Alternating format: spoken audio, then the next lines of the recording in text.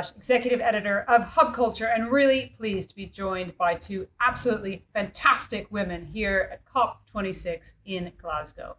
We've got Cairns. Thanks for coming along. Thank you. It's lovely to see you as usual, Edie. Executive Vice Chair at MasterCard, and also Jude Kelly. You are the founder of WOW Foundation. Yeah. Welcome. Thanks very much indeed. Thanks. So first of all, let's start talking to you, Jude. What is the WOW Foundation?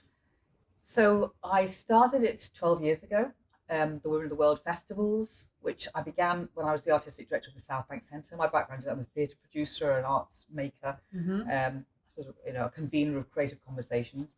And I was in one of the most powerful jobs in the arts, but I was noticing that nearly every story that actually gets told through the universe of music or dance or literature or whatever, throughout the whole of history, and still in most cases in contemporary life, were stories told by men about men, with women as secondary characters. So I started to think, well, how do we celebrate all the things that girls and women have done in the past, can do now, and will do in the future? And how do we make sure that it's linking up everything from law, science, sport, the lot, so that we can see the picture? And so I decided to create a festival, Women of the World Festival. But I hadn't any idea at that point that it was going to multiply to the point that it's now in 17 countries. We do the huge lots of different kinds of events, including the Day of the Girl now as well. And it just, it grew incredibly as the conversations around gender equality also grew at a very fast pace in the last 10 years. And we sort of helped to form those conversations. And we've also been grateful for the fact that the world's been talking in the way that it has. So yeah, it's something I didn't intend to invent at the scale it's at now, but I'm thrilled that we have. Fantastic. So MasterCard has been an amazing partner for Hub Culture, for Global Goals Cast, and also for WOW Foundation. So why don't you tell me a little bit about your partnership? Well, at MasterCard, we've been thinking for quite a while about inclusion, and not just from the point of view of women, point of view of people on the planet, but of course, as with most things in life, there's a gap in inclusion as well. Women are less included than men in the financial system. And as time was going on, we were actually thinking about our own business and saying, it's hard for us to recruit enough women in our tech hubs and so on. Why is that happening? Because girls are dropping STEM subjects too quickly. They're not coming through the university line in the way that boys are in these subjects, even though girls were graduating from university at a much higher rate even than boys in some countries around the world. So we were thinking about it from both angles, and actually we've known Jude for quite a while. That's true. in her capacity as director of the South Bank, and had a partnership there as well, and came across WOW a few years ago and said, perhaps there's things we can do together with these festivals around the world. Remember, we're in over 200 countries. Right. So for us to find a global partner, that makes a lot of sense to us. So tell me what you're both doing here at COP, Jude. Well, I'm hosting 2,500 schoolgirls on Thursday and another 2,500 schoolgirls on Friday, got together by Glasgow City Council, specifically about what they feel their role will be as young women going forward with regard to climate change. And they have had a sort of exercise that we set them for the last 2 weeks, watching the COP decisions and negotiations, put it that way, and then thinking, where do girls fit into all of this? Obviously it's Greta Thunberg, but they can't all be Greta Thunberg. Right. But what do they want to do with their lives, and how are they going to make a difference? So I'm looking forward to it enormously, because it's a kind of privilege to be with that many young women, and at a time when they suddenly are feeling that they should have a voice, and they're going to have a voice. Yeah, absolutely. What about you? What are you doing here at COP? Well, I've got several different hats here at COP. I'm obviously here in my MasterCard capacity, and we've got things that we do around the world. For example, Priceless Planet. We've just opened sustainability labs in Scandinavia. We're working on the consumer side because we reach over 3 billion consumers on the planet, and we've hooked up with a company called Economy in Sweden, which, according to what you spend, can tell you what your carbon footprint is. So if I buy a pair of jeans and I eat a beef burger, I can see my carbon footprint increasing. And we allow people to do offsets. For example, instead of spending my reward points on air miles, I could spend it on planting trees. So there's lots of things like that we're talking about here in the conference. From a MasterCard perspective, we've also moved our own net zero target back by 10 years to 2040, which is great. And then my other hat is I'm the global chair of the 30% Club, and we're hosting an event tomorrow afternoon, a panel talking about the intersection of women and climate change, along with Oliver Wyman, and then we're having dinner with the Chancellor of the University. Amazing. Well, that is a perfect segue.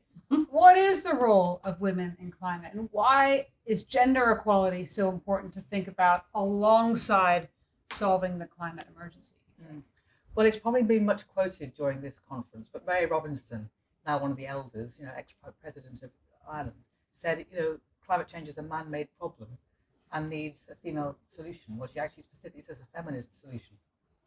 And I think the role of women in this is to do two things. First of all, to bring testimony from all over the world, which they are doing, about the impact of climate change on communities which largely are being sorted and sustained by women, because most of the coastal communities where they've been ravaged, the men are having to flee to the city to find work. They may well not come back. They may well not send any money. And the women are really having to step into those leadership roles. They probably were in them anyway, actually. And so I think, getting that testimony about what the impact of climate change on the ground is for families and communities where women really score and must be listened to. But the second thing is that, there's a very interesting relationship between women, ambition and growth. Women are often not funded, for example, in venture capital terms, because they haven't got the moonshot. Only 1% of money from VCs goes into women-founded businesses, which is a horrific effect. This in the UK, 3% in the world. And yet, I think that we know in our hearts that women are looking for consensual solutions. They're looking for anti-growth models that can still sustain and develop, but aren't just like the moonshot. So I think it's about whether women having the confidence to tune into their own thinking and not feel as if this is the touchy-feely bit that might be added on as a decorative extra, but actually has to be central to the way that the countries now think. It's going to take a lot of doing that, though, because obviously women still don't hold most of the levers of power. But once we get critical mass, that can change. Anything to add? Well, it's interesting hooking up to what Jude's saying about levers of power, because if you think about it from a consumer point of view, in my world, we know 85% of the day-to-day buying decisions are made by women. And there's a lot of consumer research showing that women are asking questions about, where did this product come from? Is it actually sustainable? What does its carbon footprint look like? And so I think the collective power of women around the planet can be actually very influential in climate change. The other side, going to the financial side, Jude's mentioned the VC funding, and that's a very real problem. But the other statistic is that 40% of the world's wealth is now moved into the hands of women. And that's because laws have changed about inheritance in different countries. We're no longer living in the Pride and Prejudice era, thank goodness. Thank goodness for that. And women investors have shown that they change their financial advisors quite quickly after inheriting, and they're looking at sustainable investments more, impact investment. And so I think, apart from being affected by climate change, women can make decisions which affect climate change. Yeah, and I think this whole territory of women's interest and purpose is very important, because one of the things that we traditionally have been shut out of is finance. And in a way, told that it wasn't about us or for us, and other people would make those decisions. But as we move into the area of owning money, spending money, and inheriting money, I still think that we are driven by more of an idea of, yes, but how can I do good with this? And I think that's something we don't want to lose touch with. I agree with you, Anne, that there's a feeling that women with money are looking to invest it in a sustainable way, an ethical way. But I also am desperate for the huge consumer market of women to stop being gold into buying stuff, which is all about, short-term decorative gain, Mhm. because we want to look attractive, and we're told that that's the number one thing that has to happen.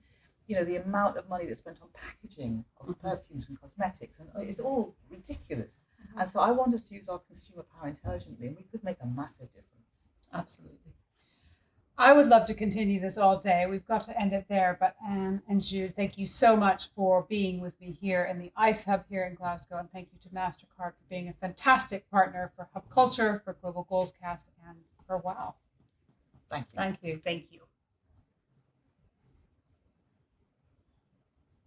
Cutting Kim? Perfect. Thank you. Good. Good. We were